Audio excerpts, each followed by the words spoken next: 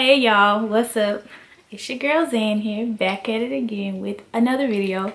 And this time you can tell I look a little bit different from the last time y'all saw me. And that's because I have finally had my baby. Face is looking a little bit slimmer, back to normal. Everything else is still getting back to normal, but we'll talk about that later. So this is going to be my labor and delivery story, the C-section edition, because as a lot of you know, I did have to have a C-section because my baby Nas was actually breached the entire pregnancy. I ended up delivering at 39 weeks and 1 day on January 9th of 2019. My baby boy is now 5 weeks old. From the day that I'm filming this video. So yeah, let's get into the story. So I have a few clips that I recorded from the day of the delivery, like the night before, the day of, like that morning, getting ready to go into surgery. But I didn't film anything following that because everything was such a blur. It was a lot. It was really intense. I really didn't expect for it to be that way. All right, y'all, so today is January 8th. It's currently like 9 p.m. or something like that. I just finished prepping, doing my skin prep and stuff for the surgery tomorrow, my C-section, to deliver my baby boy. And I'm about to get in bed and drink water until I fall asleep because I can't have anything to eat or drink after midnight. It's been a very long 39 weeks. I'm 39 weeks today. I gotta make sure I take a picture tomorrow morning of my belly and stuff so that I have a picture of my stomach before Nas comes out. So tomorrow I will be taking a picture of my last day pregnant, and then he will be gone. There will be no more belly. No more baby bump, no more baby bump. And my nipples hurt really, really bad. So yeah, I basically had to go into the hospital at 5:30 in the morning so that I could get prepped for delivery, so I can get my IVs. They ended up giving me 2 IVs. It was me, my mom, and my doula Melissa there, which you probably will see from the clips that I insert. And they gave me 2 IVs.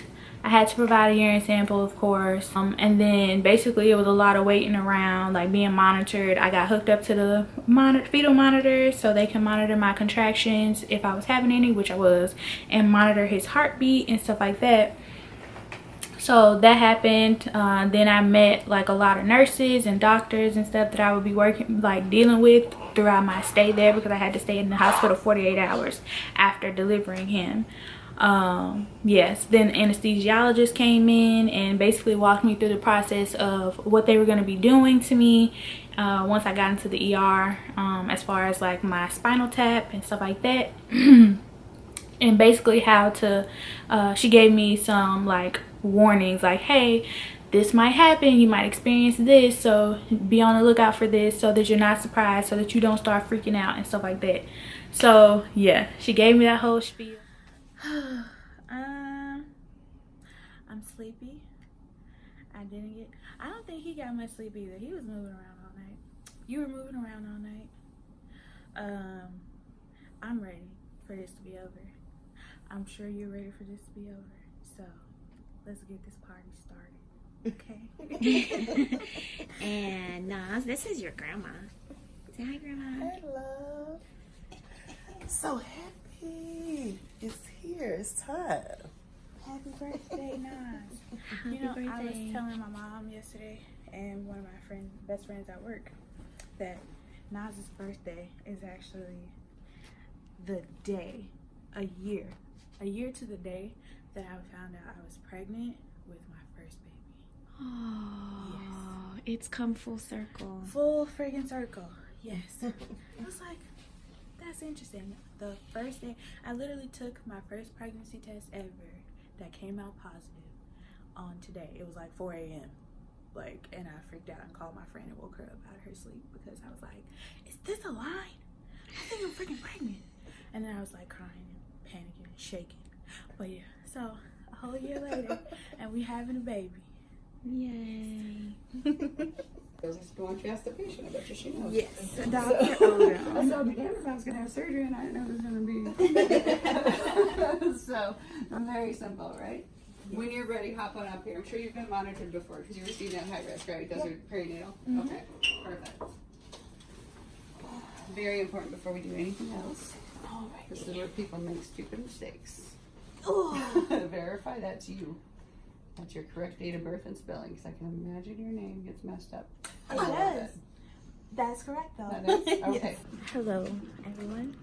So today is D-Day, aka Naz's birthday. We're all hooked up under here. And that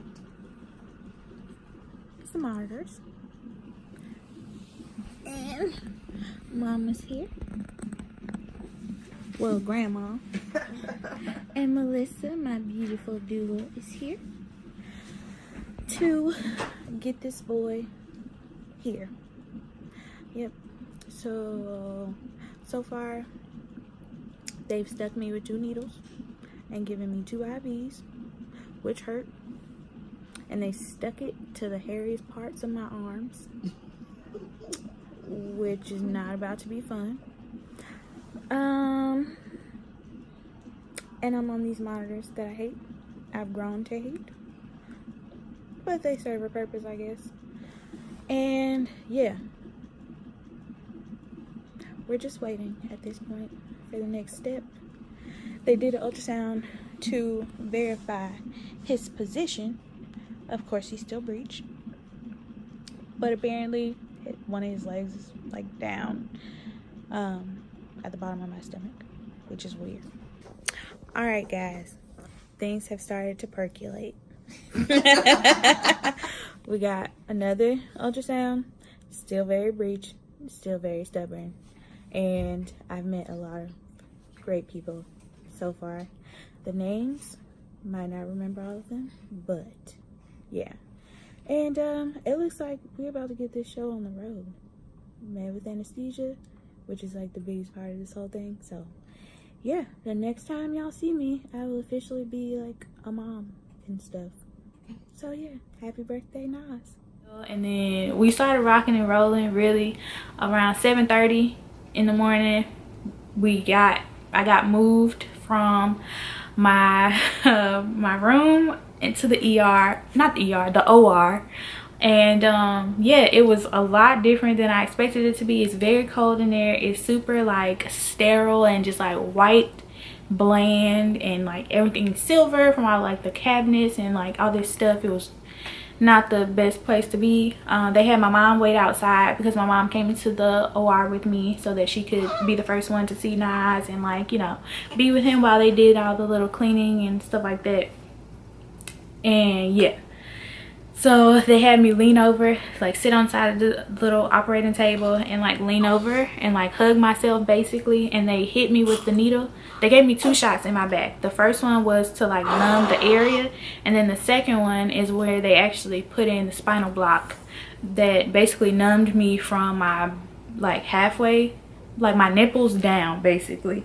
Everything was numb. And then they inserted my catheter, and then basically prepped me, laid me out, put up the little like clear veil or whatever, because I opted to have the clear veil versus the blue one so that I could see like what was happening when they pulled him out. I ended up not being able to see, which kind of sucks, but I'm actually kind of glad that I didn't see, because I did see like little squirts of like blood like popping up onto the little clear sheet, which is a little freaky. But I don't know, it was a lot. So yeah, she had warned me that when they started like doing like really getting into the surgery and stuff, that I would feel a lot of pressure in my stomach, but I would also feel a lot of pressure into my chest. and it would feel like basically an elephant was sitting on my chest, which I did experience, and it was really freaking intense. Like my mom was sitting over my left shoulder holding my hand, and the anesthesiologist was sitting over my right shoulder basically monitoring me, making sure I was good. I started to get the shakes, and she had warned me about that before. She was like, hey, don't try to stop yourself from shaking, just like go with it, like it's just a like side effect of like having the medication and stuff. So had to do all that. And my mom, like, it was so intense, like you could just feel them. Like I couldn't feel anything, like no pain, but I definitely felt all the pressure. Like it was a lot of freaking pressure. Like I've never experienced anything like that in my whole entire life. They were like you can feel them like cutting through each layer of skin and going deeper and deeper into your stomach, which is crazy because you're freaking awake during this whole process, and they're literally, you could just feel them get deeper and deeper into your body. Just based off like how, like, I don't know, I was just really aware of where they were in my body, which was kind of crazy for me, because I had never had surgery before this. I've only had my wisdom teeth taken out, so this is my first major surgery. And yeah, I got a baby out the deal, but it was crazy as hell. So yeah, then they kind of just yeah, my mom kept having to like remind me, because they were like pulling, like as they would cut through a layer, they would pull my belly, like pull my stomach apart or whatever. Oh, I felt the effects of that afterwards in my recovery. But yeah, so like it was so much pressure, it was so intense that it was bringing tears to my eyes, not because I was in pain, it was just so much pressure. And I kept getting that pressure all the way up into my chest, and I would forget to breathe, and my mom was like holding my hand, and she would just like whisper into my ear like, keep breathing, don't stop breathing, just keep breathing, it'll be all right, they're almost there. And then I finally felt them like get to, well, they announced, my doctors announced that, you know, they had finally made it to the uterus, and that they were about to make the incision so they can get my baby boy out. And I was like, my heart was racing, I was so nervous, because this is my first major surgery, this is my first surgery for one. And then like this is the moment I'm about to become a parent, like right now. Like I'm about to be somebody's mama. Like I'm a mom before, you know, giving birth, because I'm carrying a child. I've, you know, created this being inside of my body and I'm carrying it. But like it's just about to get real, like as soon as he makes this first incision like into my uterus. So they cut into the uterus and stuff, and then like they pull it apart or whatever, and they're like, you know, getting them out. And then the first thing they saw when they cut into my uterus was his penis, which is, you know, very common for my child, because throughout my pregnancy he was very stubborn. He wouldn't show his face, but he always showed his junk. So I have multiple ultrasound pictures of my baby's penis, but I only have like 2 of his actual face. So yeah, that's just the type of baby I got. He's just, I don't know, he marches to the beat of his own drum, which is cool with me. So he came out, he was breeched, and he was kind of folded like a taco, like this, with his butt down here. His head was up here under my rib cage on the right side, and then his legs were up towards the left side of my stomach. So they pulled him out, they kind of pulled him out a little bit by his butt, and then like pulled his legs down, and then they were kind of trying to wiggle him out, and he was kind of stuck. He was like jammed up under my rib cage, so they had to like wiggle him out or whatever, and they had to push on the top part of my rib cage to actually pop his head out. And like basically as soon as they did that, like he started screaming to the high heavens. Like my child just like wailed in that room. Like he was born at 8:04 a.m. on January 9th, 2019, and everybody in the, like, you know, labor and delivery floor, like everybody knew he had entered this world because he was making it known. Okay, like there was never a question of whether or not he was born, because he came out, and they had tried to warn me, you know, that, you know, when he came out he might not cry immediately because he would probably be in shock, because he wasn't head down, and it's basically a surprise that he's gonna be born. It's a surprise to him, we all know, but he's gonna be shocked and surprised that, you know, he's being born right now, because he just been chilling, then all of a sudden boom. But no, none of that. As soon as they popped his little head out. He was screaming and crying and stuff, and immediately when I heard him cry, like I just started like bawling my eyes out. Like I just started crying so hard. I don't think I've cried that hard without getting a whooping in my life. Like I was in there like bawling my eyes out and just like crying so hard, and I just kept telling my mama like, that's my baby, like that's my baby, like that's my son. And like I'm getting kind of teary-eyed right now just even talking about it, like because it was so intense. It was such a crazy like experience, and then to carry this child for 39 weeks in one day and then have him finally be born was a lot for me, because you know my pregnancy wasn't the easiest, and our situation isn't the easiest, but like it had all finally come to like a head, and it had all finally come to the end of one journey and the beginning of another.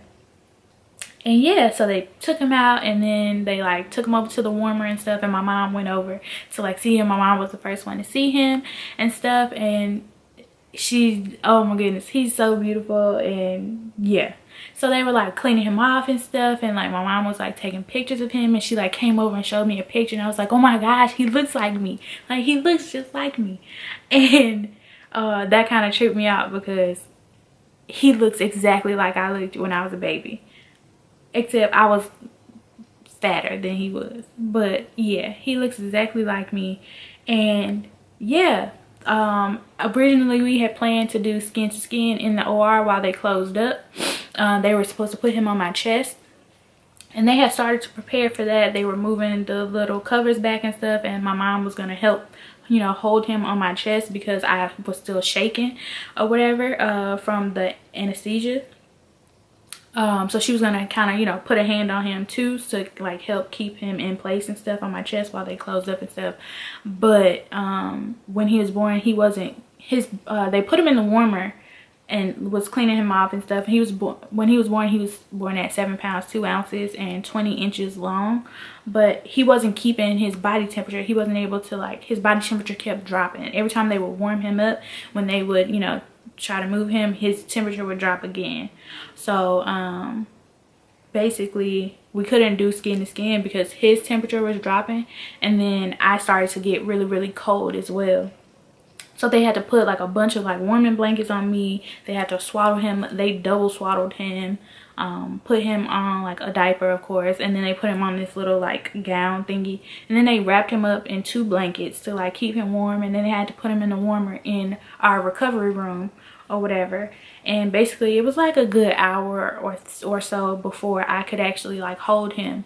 And it's so crazy because when we were in the ER before we moved to our room or whatever, like I kept like looking over my shoulder to see if I could see him, because there were so many nurses and techs and, you know, like doctors and stuff like around him, you know, checking him, weighing him, doing all this stuff, doing all their tests and stuff to make sure he was good. And my mom was over there as well.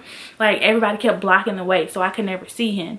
But this one time I like look over my shoulder and I like look up and I open my eyes, and literally just for like a few seconds somebody had moved out of the way and he was like looking up. It was almost like he was looking for me, because he looked up and his eyes were open, like big and bright, and it almost looked like he was just like looking at me. Like I know he can't see that far, but it was just like we were looking in each other's eyes, and I was just like bawling my eyes out. And I know he couldn't hear me because there was so many people in there like talking and doing all this stuff, but I was just like talking to him like, hey baby, like I'm your mama, like I'm right here, like all this stuff. So yeah, and then when we got to the room, they had him wrapped up, and I couldn't like do skin to skin with him and all that stuff, because he was still, you know, like losing his temperature. And then I actually started, my body temperature started to drop as well. So until we both got, you know, like a little bit more regulated, they, you know, wouldn't let us do skin to skin and stuff, which means it took a while before I got to breastfeed. But eventually he got right, I got right, and yeah, they brought him over to me, and I was able to, you know, unwrap him, do a little skin to skin. We started trying to breastfeed, and breastfeeding, even though it's instinctual, it's hard as fuck. Like breastfeeding has definitely been like one of the hardest things I think I've ever had to do. outside of moving around after having a C-section. My recovery was very hard, very intense, which is why it's now a month later and I'm doing this labor and delivery like story or whatever, because it was so hard trying to, you know, like breastfeed, figure out how to breastfeed him, figure out the mechanics of how like we both work, and then the doctors coming around the clock, nurses coming around the clock, check me, check him, do all this stuff.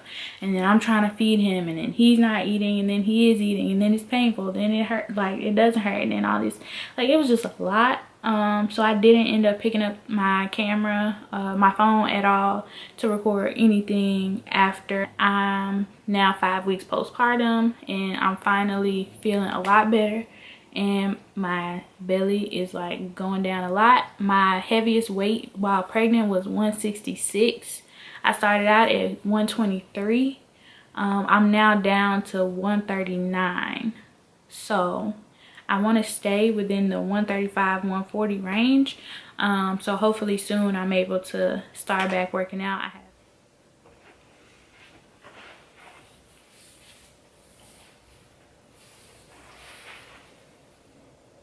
All right, so that's how, oh my goodness.